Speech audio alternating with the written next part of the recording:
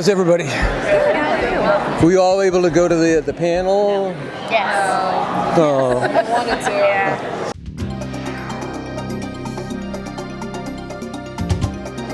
It was tight getting people in there this year because it was the last season. It was just, I know, requests that I thought for sure I'd be able to get people in. It didn't happen, so glad you're all here, though. It was very emotional.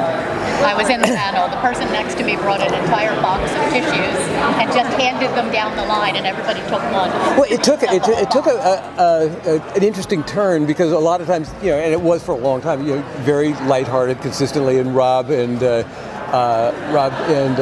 Rich are so good at just setting you up, but then they came towards the end of it and they asked the guys to actually be profound and reflect on what they were leaving behind and what they hoped they'd achieved. And it just, you could feel the mood just shift and people started getting really emotional. It was very interesting. How is it for you? Because you've been a part of this for a really long time. 9 years. Yeah, so for you too, walking away it's got to be emotional. Well, I was telling them, we were sitting at lunch before we came down here, and I don't know, have anybody's actually seen a Supernatural script, what they look like? Yes.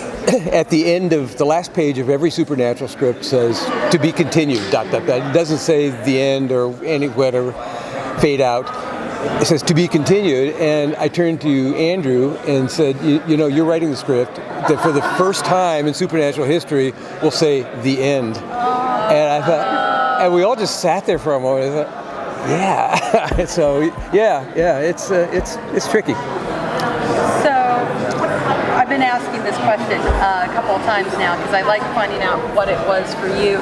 The moment you realized just how massive this show was and how important in history of television it is, because it's the longest running genre show pretty much of all time. Can you talk about that moment you realized, oh God, this is really big? I'm trying to remember the exact moment, but I remember the informationally what it was, that I suddenly realized that unlike most shows, the fan base doesn't just get tuned into it season one and then they kind of evolve and then they've moved on and their tastes shift or they get too old for the show or whatever. But not only were those people not doing that, but then a new generation was finding the show, and that almost never happens. And I taught a college course for 8 years, a little bit while I was doing the show, and those kids were like rabid fans, and they remember when their parents were watching the show and they weren't allowed to because it was too scary before bedtime, and then suddenly they were becoming fans. And my next door neighbor's kids had gone away to university, and that's how she met all her friends, where there was watching groups on campus. And I thought, this thing is just so big, it's amazing how many people, because a lot of times you can get very wrapped up into the thing you're writing and you're kind of writing for an audience of your immediate people, and then you realize this is really impacting people, and it was kind of a big deal. I think of that would be close to it is Star Trek. Well, in that self-perpetuating infinity machine, and it would be on still if the guys hadn't finally said, maybe we don't want to be on Medicare while we're doing the show. It's going to start getting weird. So you've said that final script is ending with the right. end. You've had several attempts at spin-offs.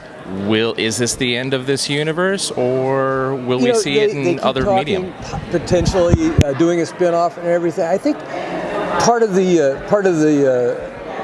reason that some of the spin-off attempts haven't succeeded, even the ones that never got shot, but just never got off the ground, is that this show just struck gold. With the boys, and then Misha worked out tremendously, adding Jack, and that just almost never happens. You screw with the tried and true formula, and there really is no formula to this show. That's what the odd thing is. It's not CSI where they just come in, So this show isn't really an anomaly for the beauty of its machinery and the chemistry.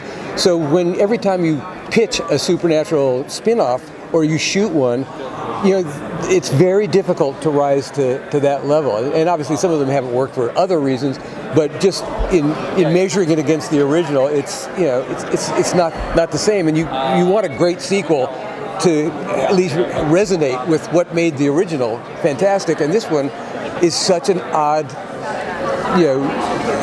collection of happenstance and wonderful happenstance that it's tough to get to that level again.